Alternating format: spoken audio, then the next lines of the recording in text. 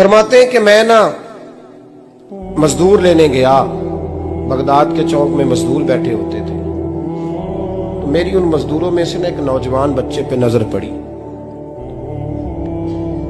बड़ा कमजोर सा वजूद था, लेकिन चेहरे पर इबादत का निशान था। माथा बताता था कि नमाज का बड़ा ख्याल रखता है। मैं उसके करीब गया। चेहरे भी बड़ा कुछ बताते हैं ना, चेहरों में भी बड़ी रानाई होती है। फरमाते हैं मैं करीब गया, मैंने उसको कहा बेटे मजदूरी करोगे? तो कहने लगा मजदूरों में बैठा हूं तो जरूर मजदूरी के लिए ही तो बैठा हूं। तो मैंने कहा कि चलो फिर। कहने लगा नहीं, मेरी कुछ शर्तें। मैंने कहा बताओ? कहने लगा पहली शर्त यह है कि लोग 4 दिनार दिहाड़ी लेते हैं, मैं 3 दिनार लूंगा। मैंने कहा यार बे तो बड़ी बेहतरीन है, बाकी भी इस तरह की रख ले। उसने कहा हुजूर दूसरी शर्त यह है कि मैं आपकी मुकम्मल बात मानूंगा, लेकिन जब अजान हो जाएगी फिर आपकी नहीं सुनूंगा। तीसरी बात उसने ये की कि हुजूर मैं आपके घर में काम करूंगा पर आपके किसी सवाल का जवाब नहीं दूंगा। कहते मैंने कहा यार तू बड़ा अजीब है, शर्तें तो मालिकों की होती हैं। कहने लगा जी बहरहाल मैं शर्तें लगा के जाता हूं। फरमाते हैं मैं उसे घर ले आया, काम मैंने उसको बताया, तो जो काम मजदूर सारे दिन में करता है ना उसने 2 घंटे में ही कर दिया। हमारे मजदूर सिगरेट पीने में भी तो आधा घंटा लगाते हैं, वो चाय पीने जाएं तो पौना घंटा वहां। उनको भी तो दयानतदारी करनी चाहिए कि नहीं करनी चाहिए? ने मुआहदा किया है ना जी, तो पूरा उतरना चाहिए ना। कहते 2 घंटे में। अब काम जब बंदा शुरू कराता है तो काम और निकल आता है। कहते काम मैंने उसको और बता दिया, वो करने लगा। उसने मिट्टी निकाल के रखी थी बाहर रास्ते में, तो अजान हो गई जोर की। उसने वहीं कुदाल छोड़ी कही और चलने लगा। तो मेरा बेटा कहने लगा इसको जरा बराबर कर दो। कहने लगे चुप कर जा, तेरे बाप से बात हुई थी, जब अजान होती है तो मैं किसी और की नहीं सुनता, सिर्फ अल्लाह रसूल की सुनता हूं। कहते मस्जिद चला गया, नमाज पढ़ के आया तो दोपहर का वक्त था। मेरी बीबी कहने लगी इसको को खाना खा ले। कहते हमने कहा खाना खा लो, तो कहने लगा मैंने रोजा रखा हुआ, रमजान भी नहीं था, नफली रोजा रखा हुआ। फरमाते हैं शाम हुई, मैंने 3 दिनार दिए, तो मैंने कहा तेरा नाम क्या है? कहने लगा मैंने आपसे कहा था मैं किसी सवाल का जवाब नहीं दूंगा। कहते वो चला गया। अगले दिन मैं फिर लेने गया उसे, काम कुछ और निकल आए, तो लोगों ने बताया वो सिर्फ हफ्ते वाले दिन आता है।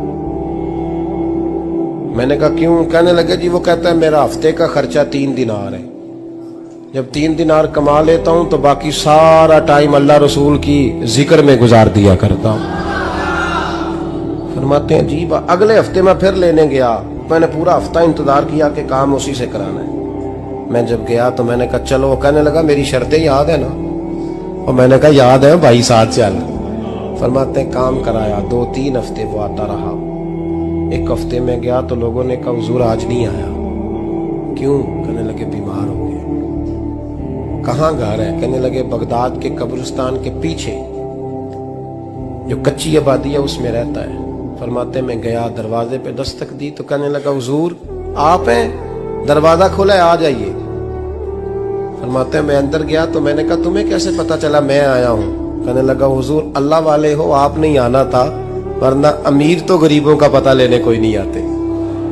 कहते मैं करीब गया तो कहने लगा मैं आपका इंतजार कर रहा था, तेज बुखार है, तप रहा। जेब से कुछ पैसे निकाले, कहने लगा ये पैसे रखने। एक अंगूठी निकाली,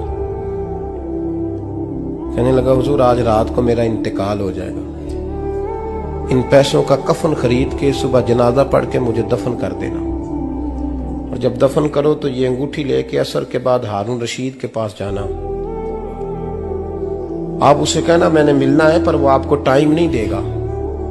आप उसको आवाज दीजिएगा कि तेरी एक अमानत है मेरे पास, फिर वो आपसे मिलेगा तो अंगूठी दे दे, फिर आप मेरी तरफ से फारिग हैं।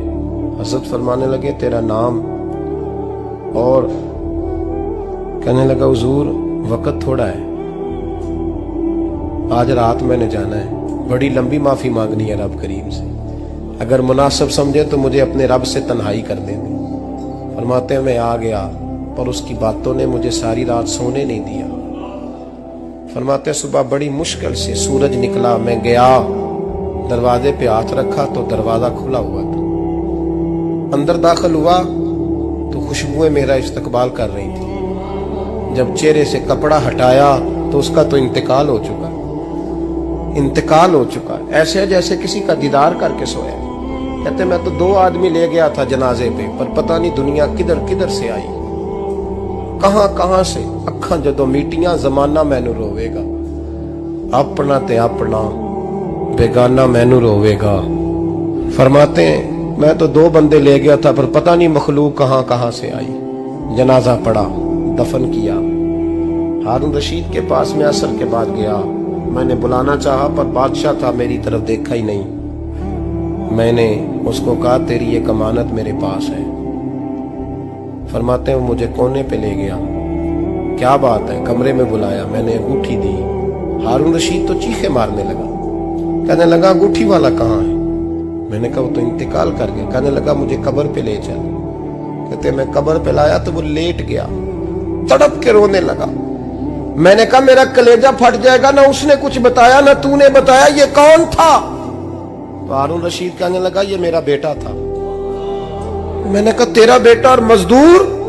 कहने लगा हुजूर ये हजरत दाऊद ताई के पास बैठा करता था, उनका मुरीद था, मुझे रोज कहता था अब्बा तूने बड़ी दुनिया इकट्ठी कर ली है, मरते वक्त तुझसे टांगे समेटी नहीं जाएंगी, इतना हिसाब नहीं तू दे सकेगा। मैं इसको समझा देता, इसकी अम्मा समझा देती। ये रोज हमें कहता छोड़ दो, आ जाओ अल्लाह रसूल की बारगाह में झुक जाएं। हम समझ। एक दिन ये चला गया, कहने लगा फिर तुम्हारा रास्ता और है और मेरा रास्ता और है। ये सोने की अंगूठी गलती से इसके पास रह गई, गलती से हीरे की अंगूठी चली गई। कहने लगा देखो मेरे बेटे ने आज वो भी वापस कर दी है। फिर तड़प के कहने लगा हारून रशीद था तो ये मेरा बेटा, पर मेरा मुर्शद निकला, मेरा पीर निकला। भाई जिंदगी तो बड़ी थोड़ी है ना। बाबा साहब ने कहा था उठ फरीदा सुत्या, और दाढ़ी आ गया ही पूर, अग्गा नेड़े आ गया, पिछा रह गया ही दूर। उठ फरीदा सुत्या खलकत वेखन जा, मते कोई मिल जाई बख्शिया ते तू ही बख्शिया जा। उठ फरीदा सुत्या झाड़ू दे मसीत, तू सुते रब जागदा तेरी डाडे नाल परीत। मेरा रब हमें भी अपनी बारगाह में कबूल फरमा।